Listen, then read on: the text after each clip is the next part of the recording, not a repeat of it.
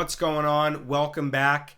Ryan here. In this video, we're talking about the iron butterfly. Now, before we get into this, remember, this isn't trading advice. This isn't investment advice.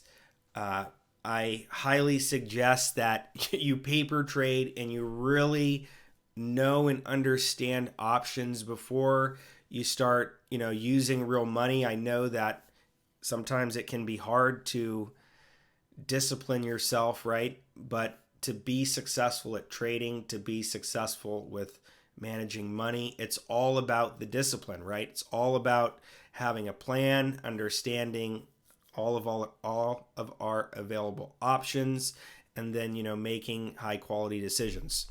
So if we kind of go back and we remember, let's just look at Apple again. If we remember when we first talked about butterflies, right? Long call butterfly, long put butterfly, right? Where when we look at these options in here, the butterfly, right, on the put side is where you're buying an outside wing, you're selling two of the inside, and then again you're buying the outside, which this is a debit. Remember, long call butterflies, long put butterflies are debits, and they always have this same kind of structure, right, where they kind of look like this, right? So this would be a long put butterfly on Apple, right? Defined risk, where you make money if the asset trades down here. The passage of time, remember the time value approaches the intrinsic value. And I just wanted to briefly remind you of that long call, long put butterfly, because the iron butterfly is a trade that's done for a credit. And it's a different trade, but it kind of looks the same. So for example, if we were going to do an iron butterfly, and let's say that we think that Apple is going to trade down, let's say that we wanted to target the middle of our butterfly to this 170 level, the iron butterfly is a combination of two trades. It's a combination of a put credit spread and a call credit spread, right? So let's see how this works. So again, we're targeting that 170 level, right? Here's 170. We think Apple could come down, just as an example. So what I would do here is I'm going to sell the 170 put, right? Sell the 170 put. I'm also going to sell the 170 call, okay? Right, so think about that. The middle, I'm selling the 170 call, selling the 170 put. That essentially could be looked at as a short straddle, right? That's a short straddle. We're selling the call, selling the put at the 170. But then what we're going to do is we're actually going to buy a put below it, right? So we're going to buy this 165 put. And then on above the 170, we're going to buy this 175 call. Okay, and inside of here, it's going to call this an iron condor, but this is actually what's called an iron butterfly. Okay, and the iron butterflies are always done for a credit. You can do them at the market. You can do them above the market, below the market. And again, remember, when we're talking about spreads, debit spreads, credit spreads, whatever it may be, the risk on the trade is always the distance of the spread minus your debit minus your credit, whatever that may be. So for example, for this particular one, if we set this as a $4 credit. So we sell this iron butterfly for a $4 credit.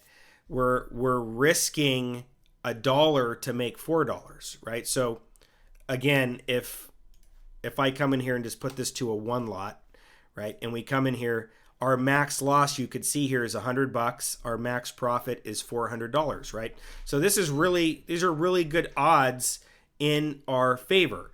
And when we analyze this trade, it looks the same as any other butterfly, right?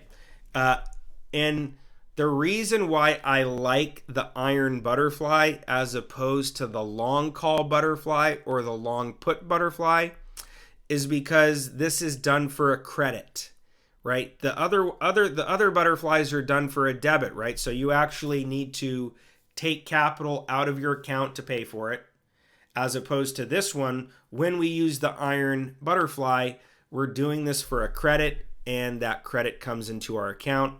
And then based on how the trade goes, wherever we close the trade out, we either keep a portion of that money or a portion of the money goes back out. Okay? So iron butterflies are amazing. I really, really, really love them, because what you can do is, as these markets go up, when they start to revert back to the mean, you can put these iron butterflies below the market, just like we did here, and then when the asset falls, we will be making money on these iron butterflies. Okay, so again, as an example, let's do another one, because I know some people are going to get confused here because it's a little bit different, right? The way to think about this, like, let's do one of these above the market. So above the market, again, 5-point spread. If we look at this 185 level here, right, if we think Apple could rally up to new all-time highs and do what it's going to do, we could come in here and we could, again, sell this 185 put. We're then going to buy the 180 put, right? So that's a put credit spread, right, where we're selling the higher, we're buying the lower.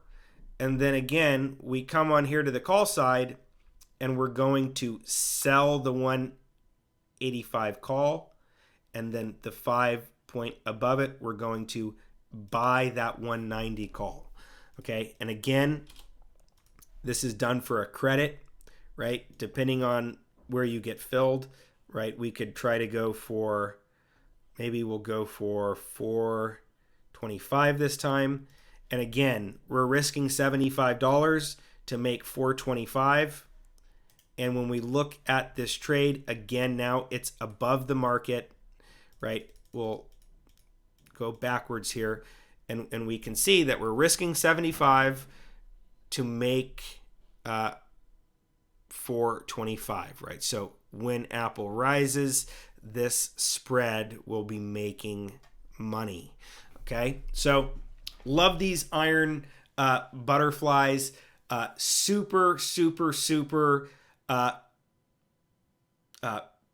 profitable strategy when you know when to use it, how to use it, right? When the markets are going up, you can put these below the market to like hedge some of that downside risk, right? You could also, again, we could also use this where if we think Apple isn't going to move at all, again, we could sell the at the money, right? We sell the at the money call, we sell the at the money put, we buy the put below, and again, we buy the call above, right? And on a 1 lot here. So again, when you're doing these butterflies, the iron butterflies specifically at the money, you're not going to take in as much of a credit, right? So for this one, maybe we only get $3.50, right? So we're risking $150 to make $3.50. And then again, when we look at this, right, now this butterfly is pretty much right over the money, right? The risk to reward is not as great, but if it doesn't move, right, and as we approach expiration, we don't do anything, this is going to make us money, okay?